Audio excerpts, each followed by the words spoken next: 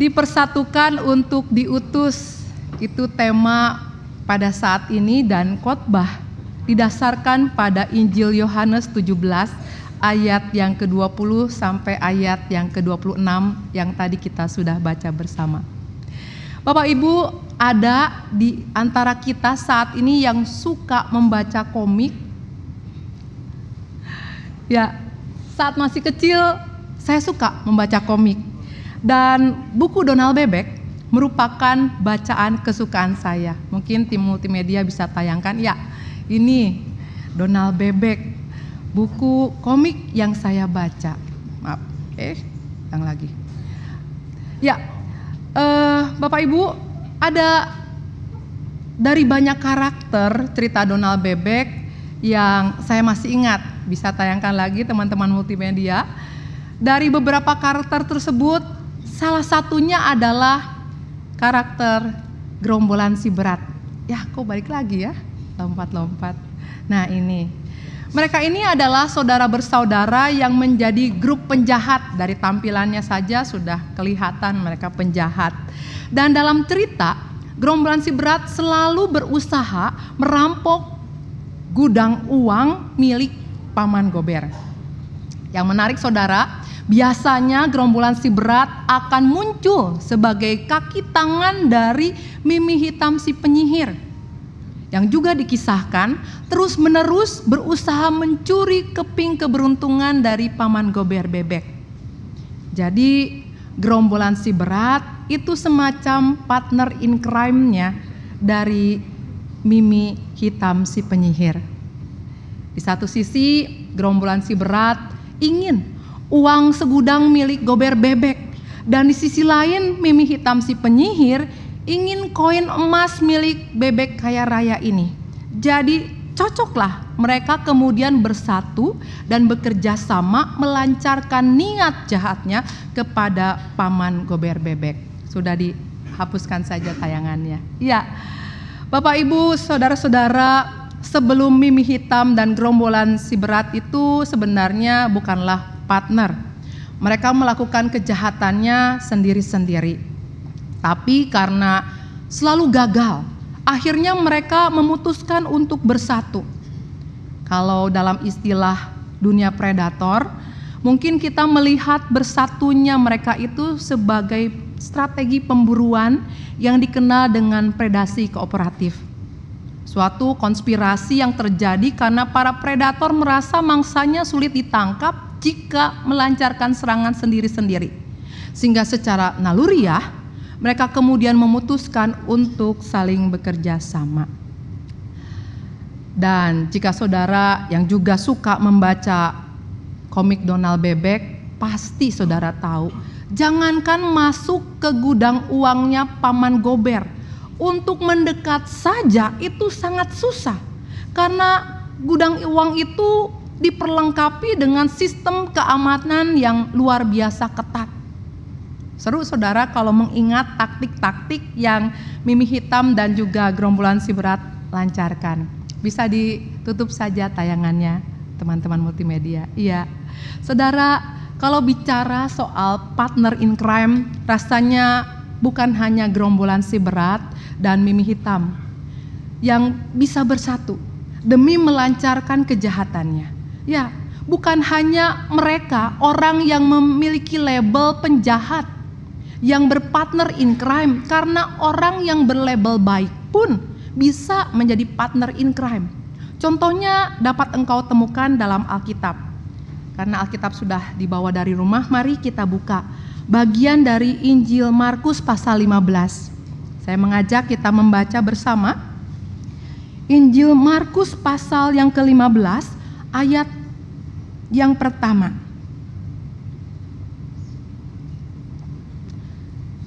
Kita baca 1, 2, 3. Pagi-pagi benar, imam-imam kepala bersama tua-tua dan ahli-ahli Taurat serta seluruh mahkamah agama mengadakan perundingan. Mereka membelenggu Yesus lalu membawa dan menyerahkan dia kepada Pilatus. Jelas saudara, dalam bacaan tadi diungkap bahwa imam-imam kepala, tua-tua, ahli-ahli Taurat, dan seluruh anggota Mahkamah Agama yang dikenal umat sebagai orang dengan label baik, orang bijak, orang-orang yang didengarkan nasihatnya. Ternyata mereka itu berpartner in crime dalam melakukan kejahatan, yaitu menyingkirkan Tuhan Yesus. Jika engkau penasaran kenapa orang-orang dengan label baik seperti itu bisa berbuat jahat untuk menyingkirkan Tuhan Yesus, maka beberapa hal diungkapkan dalam Alkitab. Yaitu pertama, ada yang merasa terancam oleh popularitas Yesus yang terus meningkat. Kedua, ada yang tidak setuju dengan klaim Yesus bahwa dirinya adalah Mesias. Yang ketiga, ada yang kesal karena Yesus dilihat sudah melanggar hukum dan tradisi yang telah mereka jaga dengan ketat sedemikian rupa. Yang keempat, ada juga yang merasa terancam oleh perubahan yang dibawa oleh Tuhan Yesus karena mengancam status quo dan struktur sosial yang pada saat itu menguntungkan mereka. Jadi saudara, sekalipun beragam motif, akan tetapi pada dasarnya mereka memiliki satu kesamaan, yaitu mereka merasa terganggu dengan kehadiran Yesus sehingga mereka pun bersatu dan bersepakat untuk menyingkirkan Yesus. Dan hal yang luar biasa, dengan liciknya mereka kirimkan Yesus pada Pilatus supaya orang-orang melihat bukan mereka yang membunuh Yesus, tetapi Pilatus si pendosa itu yang telah melakukannya. Luar biasa, mengerikan. Itu yang kita lihat. Bu Mary, itu kan mereka. Saya nggak mungkin melakukan hal sejahat semacam itu. Wajar kalau ada yang berpikiran seperti itu karena bekerja sama untuk melancarkan pembunuhan memang jauh dari realita kehidupan kita. Akan tetapi saudara, sebenarnya kita pun bisa saja berpartner in crime dalam kehidupan sehari-hari, entah itu di sekolah, di kampus, di tempat kerja, bahkan juga di gereja. Contohnya, membuat lelucon yang menyinggung perasaan seseorang yang tidak disukai, membuat fitnah orang yang dibenci, mengucilkan seseorang dari pergaulan, mensabotase pekerjaan orang yang dianggap sebagai pengganggu, dan perbuatan bully lainnya. Akan tetapi saudara, sekalipun demikian bukan berarti kita pada saat ini diajarkan untuk anti dengan kerjasama dan kesatuan. Tidak.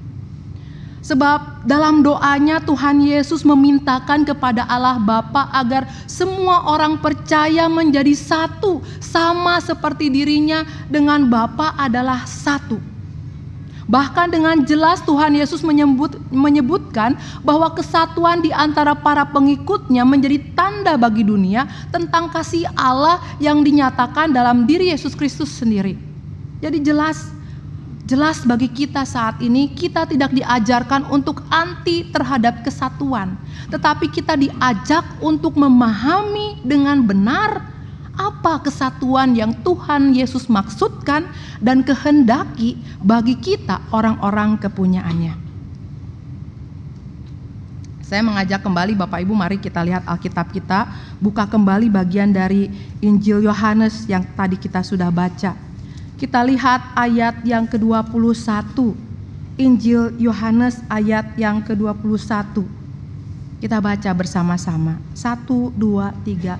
Supaya mereka semua menjadi satu, sama seperti Engkau ya Bapa di dalam aku dan aku di dalam Engkau, agar mereka juga di dalam kita, supaya dunia percaya bahwa Engkaulah yang telah mengutus aku. Saudara, kalau diperhatikan perkataan ini jelas menunjukkan kepada kita bahwa kesatuan yang dikehendaki Yesus itu bukan bersatu menjadi partner in crime, tetapi bersatu dalam kesatuan rohani yang berlandaskan hidup di dalam Kristus. Tuhan Yesus menghendaki aku dan engkau untuk pertama bersatu dalam mengenal dan mengalami kasih Bapa dan persekutuan Kristus. Kedua, bersatu dalam menjalani hidup berbeda di dunia yang masih dikuasai dosa. Ketiga, bersatu dalam hidup kudus dan kebenaran. Keempat, bersatu dalam menerima dan mempercayai kebenaran firman Allah. Kelima, bersatu dalam ketaatan akan firman Allah. Dan keenam, bersatu dalam keinginan untuk membawa keselamatan kepada mereka yang terhilang. Inilah kesatuan yang Tuhan Yesus maksudkan dan kehendaki untuk diwujud nyatakan dalam hidup kita, orang-orang kepunyaannya. Jadi saudaraku, jelas lewat perkataan Tuhan Yesus, aku dan engkau mengetahui bahwa kesatuan bukan soal keberadaan sosial. Tuhan Yesus tidak bicara soal hopeng, gak bicara soal keakraban, perkawanan, tidak. Sebab kesatuan yang Tuhan kehendaki adalah kesatuan dalam kasih Kristus yang membuat kita menjadi pelaku firman dan mengutus kita untuk menjadi saksi-saksi dalam perbuatan bahwa Yesus adalah Tuhan dan Juru Selamat, agar dunia melihat kasih Kristus melalui hidupku dan juga hidupmu. Saudara, ada satu contoh kesatuan yang nyata yang dapat kita temui dalam kehidupan bergereja kita di GKI Gunung Sahari, yaitu aksi kasih, entah itu Natal atau Paskah. Kita tahu biasanya menjelang Paskah atau Natal, majelis jemaat akan membentuk panitia, di mana di dalamnya ada seksi aksi kasih. Seksi aksi kasih ini bertugas untuk mengumpulkan informasi mengenai pergumulan gereja di satu daerah tertentu atau lembaga Kristen dalam pelayanan tertentu.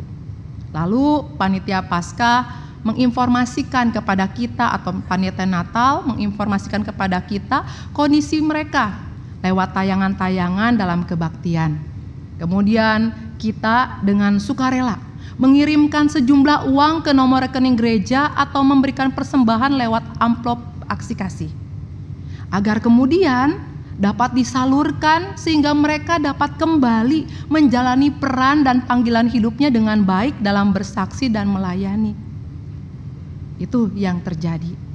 Saudara, dalam kegiatan aksi kasih yang telah kita lakukan, menunjukkan dengan jelas bagaimana Tuhan telah mempersatukan kita, baik yang membantu ataupun yang dibantu. Di dalam kasih Tuhan, kita itu saling bertolong-tolongan sebagai bentuk ketaatan kita untuk memenuhi hukum Kristus. Memang benar, gedung gereja atau rumah belajar yang rusak itu bukan milik kita. Akan tetapi kita tahu bahwa melalui rumah ibadah atau rumah belajar tadi, Tuhan tengah berkarya menyelamatkan jiwa-jiwa yang terhilang. Karena itulah, saya percaya bukan hanya anggota jemaat atau simpatisan yang berkelimpahan materi yang mengirimkan uang untuk membantu, tapi mereka yang hidupnya pas-pasan, bahkan yang hidupnya berkekurangan seperti janda miskin pun memasukkan sejumlah uang dalam amplop persembahan aksi kasih. Sebab baik kita yang berkelimpahan, mereka yang hidup pas-pasan, bahkan yang ada dalam kekurangan, kita semua tetap merasakan kasih Bapa. Kita adalah orang-orang yang hidup dalam rasa syukur karena Tuhan Yesus telah menjadi juru selamat bagi aku dan engkau. Untuk itu, tanpa kepentingan apapun selain mewujudkan kasih Tuhan, kita mengirimkan bantuan dengan disertai doa agar mereka yang diberitakan dalam tayangan kasih tadi, aksi kasih tadi, menjadi kuat dalam perjuangan imannya, terus bersaksi dan melayani agar ladang pelayanan yang Tuhan percayakan kepada mereka terus tergarap dengan baik hingga berbuahkan kebaikan yang membawa nama Tuhan dipermuliakan. Saudara, dari kegiatan aksi kasih kita dapat belajar bahwa pertama, kesatuan dalam Tuhan tidak bicara soal kedekatan, sebab baik yang membantu maupun yang dibantu tidak saling mengenal secara pribadi. Kedua, kesatuan dalam Tuhan tidak bicara soal apa yang didapat, tetapi apa yang diberi. Yang ketiga, kesatuan dalam Tuhan tidak bicara soal kepentingan pribadi, sebab yang menjadi prioritas adalah kepentingan Tuhan. Dengan demikian, untuk mewujudkan kesatuan dalam Tuhan, kita harus punya kesediaan untuk melepaskan hak, bukan soal cuan atau bocuan dalam pikiran kita. Sehingga nyata keberadaanku dan keberadaanmu menjadi satu dalam keberadaan Yesus yang telah terlebih dahulu melepaskan haknya ketika mati di atas kayu salib. Karena itu saudara, jangan sampai kita keliru dalam menafsirkan kesatuan yang dikehendaki oleh Tuhan Yesus, sehingga kita ini jatuh dalam dosa dengan mengizinkan dirimu melakukan tindakan bully tanpa merasa bersalah.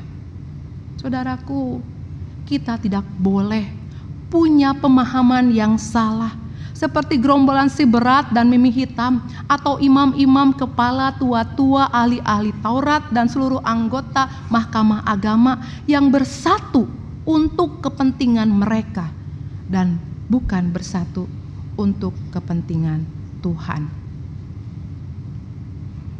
Mari kita bersatu dan bekerja sama untuk memuliakan Tuhan di tengah dunia masih dikuasai dosa ini. Biarlah karena perbuatanku dan perbuatanmu, Tuhan Yesus dipermuliakan. Mari kita berdoa. Tuhan Allah, siapakah aku? Siapakah kami ketika Engkau melihat dan mengundang kami menjadi kawan sekerjamu? Ketika Engkau memuliakan kami dengan memantaskan kami menjadi bagian dalam persekutuan Allah Bapa, Allah Anak, dan Allah Roh. Kami adalah orang-orang yang dilimpahi anugerah, dipandang Tuhan, dipakai Tuhan. Oleh karena itu, biarlah kami menyambut setiap kesempatan yang Tuhan beri untuk bersaksi dan melayani. Karena kami tahu, lewat semua hal yang kami kerjakan, pekerjaan Allah yang baik hendak diwujudkan. Dan kami rindu, kami bersama-sama dengan Tuhan mengubah wajah dunia yang dikuasai dosa ini, mengalami berkat-Mu yang indah ketika kerajaan sorga dapat dirasakan di dunia ini. Pimpinlah kami dengan kuasa Roh-Mu yang kudus, hingga kami dapat jelas memahami diri kami sendiri, dan kami mampu untuk melawan setiap godaan yang ada, untuk ikut arus kehidupan. Biarlah kami menjadi orang-orang yang tegar, berdiri tegak, menghadapi persoalan bersama dengan Tuhan, dan bergandengan tangan dengan saudara seiman kami, mewujudkan kemuliaan Tuhan dalam rasa takut akan Tuhan, dalam pekerjaan-pekerjaan Tuhan. Inilah doa di mana kami memberi diri kami sepenuhnya ke dalam tangan kasih-Mu. Hanya di dalam nama Tuhan kami Yesus Kristus kami telah berdoa. Amin.